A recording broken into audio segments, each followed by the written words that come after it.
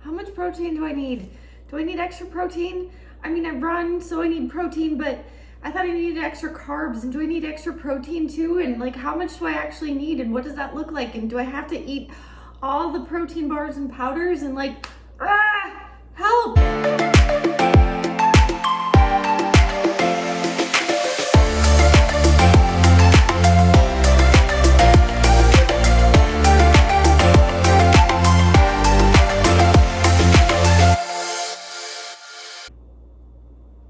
Hi everyone, my name is Jackie Kirchner. I am a registered dietitian and a fellow runner, and I'm here today to talk to all of you about protein. One of the questions I get asked all the time is, how much protein do I actually need? And not only that, but a lot of people struggle to get enough protein, and they're not really sure if they are getting enough, and how do they get in more, and what do you really need for protein? Because I thought you needed carbs as a runner. That's what I hear all the time. And so I'm here to answer all of your questions about how much protein you actually need when you are a runner.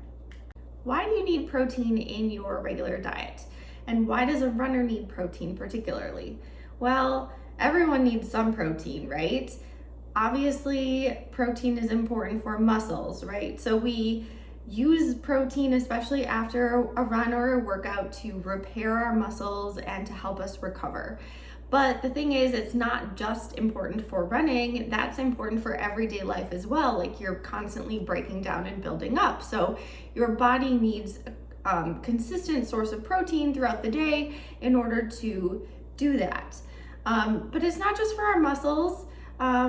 Protein is super important for our immune systems and to keep us healthy. It's an important building block for certain hormones and neurotransmitters, like for our brains. It's a really important component of hemoglobin, which of course carries oxygen to all the muscles and cells in our body, which is super important if we want to run really hard, or even if we just want to live. Super important for that too. It also plays a big role in the health of our hair and our skin and our nails. So protein, really important across the board. But besides bodily processes, protein helps promote satiety, which really just means it helps keeps us full. If we were to eat nothing but carbohydrates all day, we wouldn't feel satisfied after a meal, because protein helps keep us full for longer. It's good for our bodies and it's good for our bellies too. Now, in case you're not sure what foods are high in protein, there are several. Of course, you have your animal-based products, things like meat, poultry, fish, eggs. Those are all great sources of protein. You've also got dairy, so milk, cottage cheese, yogurt, cheese. Those are all good sources of protein. But if you are plant-based or vegetarian, love it. There are plenty of protein options out there for you as well. So, and even meat eaters can eat them. So we've got beans and lentils. Those are delicious and great sources of protein. Nuts and seeds are another option. So things like peanuts, almonds, cashews, peanut butter, sunflower seeds. Those are all going to provide some protein as well. Soy products like tofu, tempeh. There's also like vital wheat gluten and seitan as vegetarian options of protein as well. Of course, many foods have protein in them, but those are kind of like the highest protein options out there. Everyone wants to know how much protein they actually need. This is a really great question, and everyone is so different that it's hard to give an exact answer. Runners need more protein than an average person or someone who isn't active. So we are, breaking down muscle and building it back up. So we do have a higher protein need because of that. As far as how much more you actually need, it really depends on several factors. I mean, it could depend on your age. It could depend on whether you're trying to lose weight or not. It could depend on whether you're trying to build muscle. It could even depend on how many miles you run a week. If you're someone who kind of runs casually and doesn't run super often, and you're not training for anything, and you might go out for like couple miles here and there, that's going to look very different than if you're someone who is training at 50, 60, 100-mile weeks, you're gonna have very different protein needs as well. So it kind of ranges. I would say most runners need somewhere between 1.2 grams per kilogram of body weight up to 2 grams per kilogram of body weight. But if you're in the US like me, you probably don't weigh yourself in kilograms.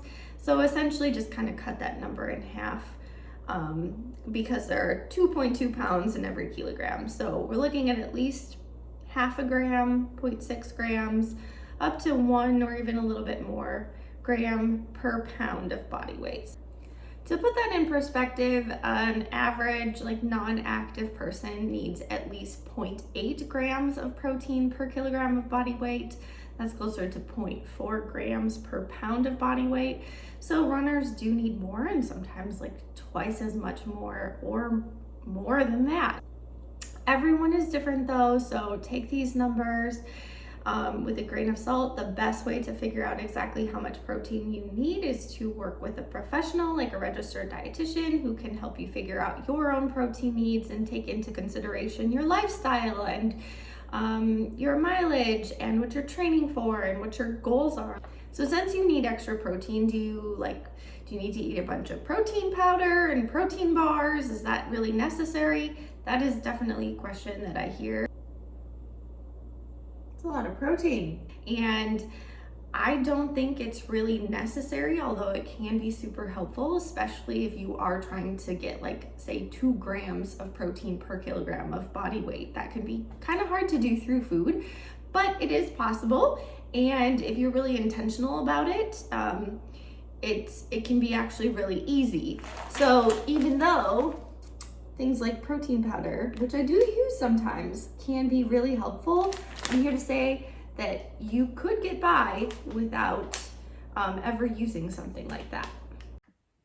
To make sure you're getting enough protein in your diet, make sure that all of your meals have some sort of protein in them. Most commonly, I see people skimp out on this at breakfast. They have something like cereal or toast. Maybe there's a thin smear of peanut butter on there, and then maybe they have some coffee and some juice, and that's basically it. But that's not enough protein. We're talking a couple of grams here. And if you're looking at 80, 100, 120, 150 grams of protein a day, 4 grams in the morning just isn't gonna cut it. So first of all, make sure that you always get enough protein in at all of your meals and spread it out throughout the day. So be really intentional about that. One tip that I would recommend is aim for at least 15 to 25 grams of protein at every meal. Sometimes some people might need more than that. It kind of depends. Again, talk to a professional about what your protein needs are, but I would say aim for at least 15 grams of protein at a meal. Another thing is to make sure you have a good source of protein at your snacks as well. That's another thing that we tend to kind of grab, like chips and salsa or an apple or some veggie sticks or something, and we are really low on protein at snacks, and that's a really great opportunity to get a little bit of extra protein in. Make sure you get protein in at each meal, and every time you have a snack, try to have a food that's high in protein as well. I wanted to show you how I get protein in throughout the day, just as a practical example. This is just mostly for entertainment purposes. If you need specific help, make sure you contact a professional, a registered dietitian who can help you figure this out for yourself. But I wanted to kind of show you what it might look like in a typical day if you were going to get enough protein in without using protein powder. So obviously, with me having a 5-pound bag of protein powder in my cupboard, I do use it sometimes, it is not a daily thing, and I wanted to show you a day where I didn't use any because it is possible. So on this day, I was looking to get about 90 grams of protein in my diet. So I'm going to show you my meals and snacks and how I managed to accomplish that. So I'm a big proponent of starting your day with plenty of protein. So breakfast always has lots of protein for me, and some days that will include eggs, but honestly, more often than not, most days I'm having plain Greek yogurt. So I always get the plain kind because I can customize it and do whatever I want with it. I usually add some frozen fruit that I have defrosted. Often I add some cinnamon. Sometimes I add a little maple syrup. One thing I'm super into is like a frozen banana that's been kind of melted and thawed with some cinnamon and some peanut butter mixed into it. It's really delicious. But the reason I go with Greek yogurt is that it agrees with my stomach in the morning. This brand particularly has 16 grams of protein in 3/4 of a cup, which I think that's pretty good. And I probably eat 2 servings. So I probably get about 32 grams of protein in the morning when I have my Greek yogurt. So it's something I really enjoy, and I think it's an easy way to get some extra protein in and a great way to get it in right away in the beginning of the day. I didn't film my snacks, so I wanted to show you. One of my snacks was cottage cheese. I had probably about a 1/2 cup of this as my snack, and I also had some carrot sticks because, like I said, it's one of the things I like. So a 1/2 cup of cottage cheese has 13 grams of protein, so pretty good. So this is my lunch today. I'm going to have leftover venison fajitas. So here we have some venison, and I don't normally measure this out, but I did today. This is about 90 grams, or it was 90 grams. I already stole a piece of it. So 90 grams of venison, which is around 25, 27 grams of protein. So then we've got some veggies that'll add like a gram or two. 2 corn tortillas, those are 3 grams of protein for 2. So I've got a solid like 30 grams of protein right here. I believe I'll also put some crumbled cojita cheese on my fajitas. It sounds kind of tasty. It's not going to add up to too much though, because it's just going to be kind of a little addition. It's not going to be like a large amount of cheese, so it's kind of just tasty that it's there. So this is pretty good for me for lunch. It's around 30 grams of protein, but I did just work out, so I think I'm going to have a little bit of kefir. So kefir is like a fermented yogurt drink. It has a lot of probiotics in it, and the benefit is that it's also pretty high in protein. So 1 cup has 10 grams of protein. So I'm gonna have some of that. So that's gonna be my lunch today. If you wanted plant-based, you could do a couple of eggs, or you could do beans. You could do combination of like tofu or tempeh and beans. So all of that would be great options or great ways to get some protein in at your lunch. Another snack I had was frozen edamame. Edamame is soybeans, like I mentioned, and again, I probably had about a 1/2 cup, and that has 9 grams of protein in it. So I had that with some fruit. Very, very good. I like to heat these up. Obviously, don't eat them frozen. That would be gross. And then put some like popcorn seasoning on them because it's salty and delicious, and why not? This is another fairly typical snack for me. It's an RX bar, not sponsored or anything. I like them. I don't like the way they get stuck in my teeth, but there are 12 grams of protein in one of these bars. So this would be super easy to throw in a lunch bag or keep in the console of your car or in your purse, or whatever, so you can eat it on the go, because obviously cottage cheese or something like frozen edamame isn't something that you can just bring with you anywhere, so keep these stashed all over. So my dinner is going to be a sandwich. So I have some homemade sourdough bread, and this is going to be grilled. I'm very excited. So the protein that I'm going to use is tofurkey plant-based sausage.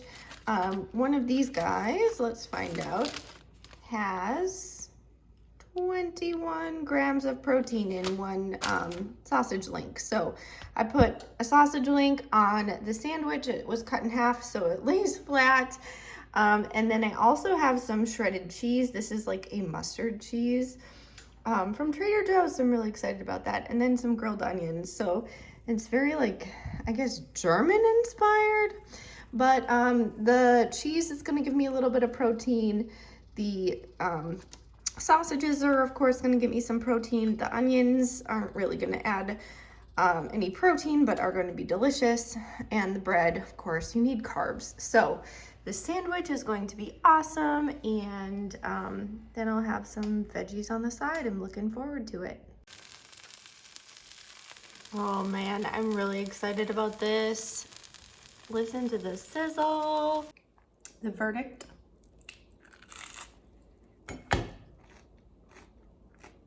Really good. Hopefully that was a ton of practical tips to help you get enough protein throughout the day and help you figure out how much protein you actually need in your overall diet and to support your training, because all of us want to be feeling our best and running our best and just loving life and loving running, right? So if this helps you out, awesome. Please like, subscribe, tell me what you want to hear more about in the next video.